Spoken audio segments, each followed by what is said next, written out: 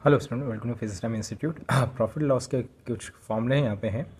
Cost price is equal to होता है selling price bracket में 100/100 प्लस प्रॉफिट। अगर आपको प्रॉफिट हो रहा है तो प्रॉफिट इन परसेंटेज, लॉस हो रहा है तो माइनस लॉस इन परसेंटेज। जैसा क्वेश्चन में दिया हो, CP denote cost of price, SP denote selling price.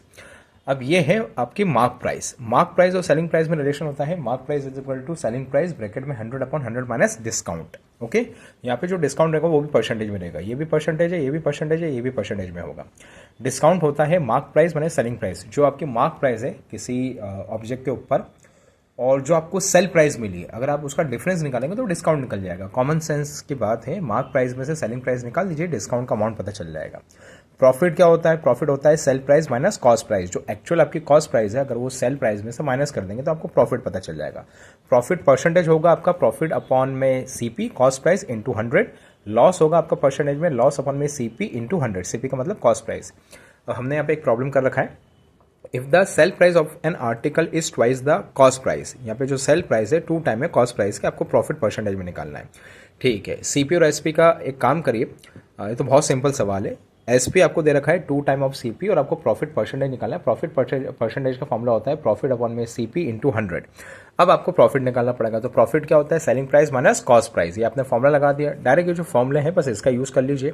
तो प्रॉफिट हो गया आपका difference of sell price and cost price. Sale price का रिलेशन है सेल प्राइस का रिलेशन दे रखा है 2 टाइम ऑफ CP। ये आपको रिलेशन में पता है, क्वेश्चन में गिवन दे रखा है। बस ये वैल्यू उठा के यहाँ पुट कर दीजिए। 2 CP में से CP जाएगा, 1 CP बच जाएगा। ये प्रॉफिट के वैल्यू को पुट कर दीजिए, CP से CP कैंसिल, 100%। आपको प्रॉफिट 100% हो रहा है इस सवाल के अकॉर्डिंग। ठीक है, next question. Jeans is mark 2590 sold 2331। Discount आपको निकालना है। डायरेक्ट आप फॉर्मूला भी अप्लाई कर सकते हैं, फॉर्मूले के अंदर वैल्यू पुट कर देना, आपका आंसर निकल जाएगा। मार्क प्राइस का formula in terms of sell price क्या होता है? MP is equal to SP bracket में 100/100 माइनस D। आपको MP पता है, मार्क प्राइस सेलिंग प्राइस पता है, 100/100 माइनस D। बस इसको थोड़ा सिंप्लीफाई करेगा, आपका D का आंसर निकल जाएगा डायरेक्ट फॉर्मूला बेस से। इसको आप एक और तरीके से कर सकते हैं। कैसे? अगर मैं मार्क प्राइस में से सेल प्राइस को माइनस कर दूंगा तो मेरा डिस्काउंट का अमाउंट पता चल जाएगा। ये मेरा डिस्काउंट का अमाउंट आ गया।